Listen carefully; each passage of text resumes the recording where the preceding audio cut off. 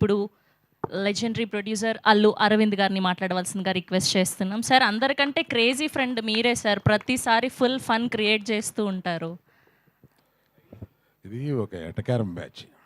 ఈ వాసు ఎటకారం, ఆ డైరెక్టర్ ఎటకారం, నేను మొత్తం ఈ ఎటకారం అంతా కలిపి ఈస్ట్ గోదావరి అంతా వెటకారం. జనరల్గా ఈస్ట్ గోదావరి ఒక వెటకారం డిస్ట్రిక్ట్.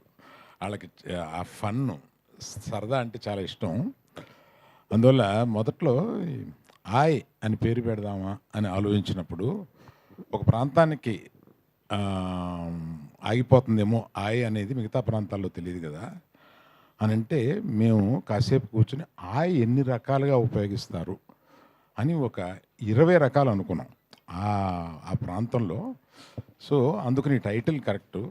ఫిదా ఫిదా అనేది జనరల్గా ఇక్కడ తెలంగాణలో ఉండే టైటిల్, కానీ ఆంధ్రాలో కూడా సూపర్ హిట్ అయింది. అందువల్ల ప్రాంతానికి టైటిల్ని ఆపొద్దు, అందులో చెప్పే కంటెంట్ని బట్టి అది అంత దూరం వెళ్తుంది అని. సినిమా చాలా సరదాగా ఉండే సినిమా.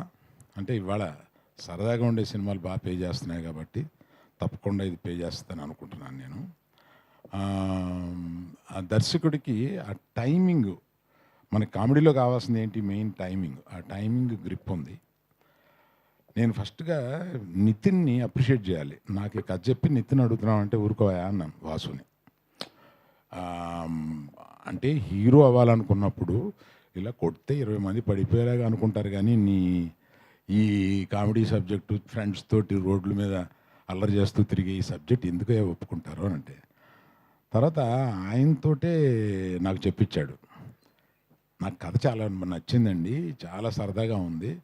ఈ సినిమాలో నేను ఎంతమందిని కొడితే ఎంతమంది పడిపోతారని కాదు కదా, మీరు అలా అన్నారంట, హీరోయిజం ఉండాలి కదా అనేది. నాకు కాదండి, నాకు కథ హిట్ అయితే అదే హీరోయిజము అని. అతనికి ఒక 80% క్యారెక్టర్లో ఉంటారు. ఇంకో 2 ఫ్రెండ్స్ చాలా సరదాగా చేశారు. ఇంకొక అతని పేరేంటి, అతను ఇక్కడ లేడు, అంకిత్ అనే అతను ఇక్కడ లేడు. కాకపోతే ఆ సినిమాలో నాకు నేను రష్ చూసినప్పుడు నాకు నచ్చింది ఏంటంటే, మొదట్లో ఏమో తిట్టాను, ఈ సినిమాని ఈస్ట్ గోదావరి వర్షంలోకి తీసుకెళ్ళి సినిమాని తీస్తామండి అన్నారు. అప్పుడెప్పుడో ఆ వర్షం అప్పుడే తీస్తాము, ఇలా తీస్తాం అలా తీస్తామన్నారు. అది సినిమా జరిగి వర్షాలు అయిపోయిన తర్వాత ఎప్పుడో వచ్చింది.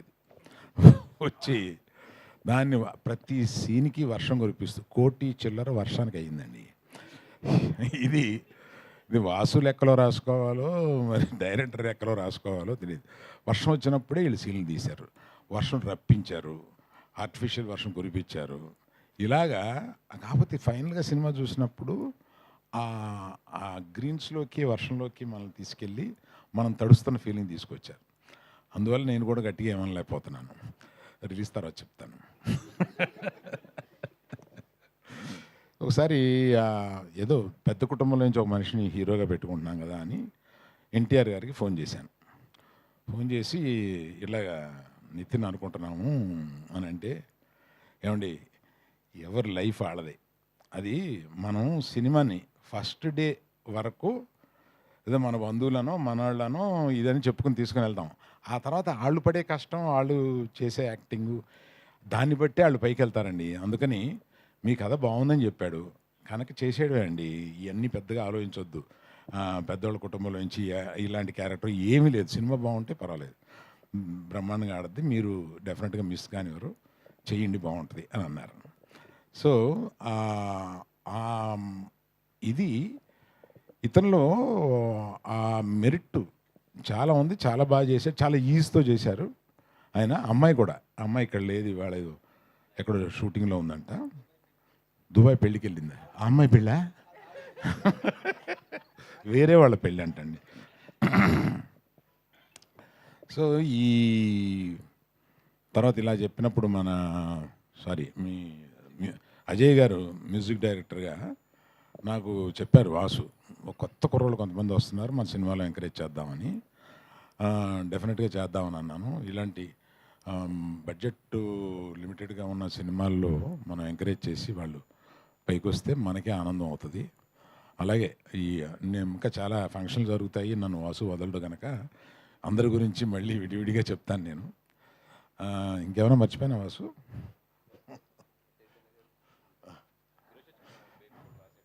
ఎవరు? మేబీ కూడా రాశారు కదా మీరు.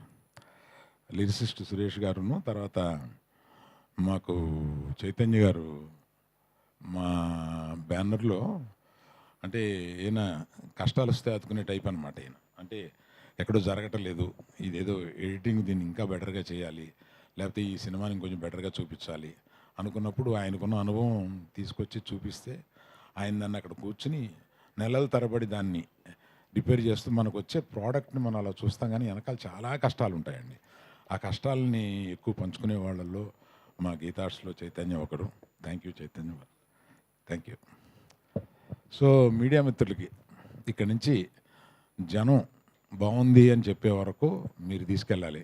మాకు ఓపెనింగ్ వచ్చినాయి అంటే మీరు కొంత కారణం అవ్వాలి. Thank you very much. Thank you sir, thank you so much. Yeah.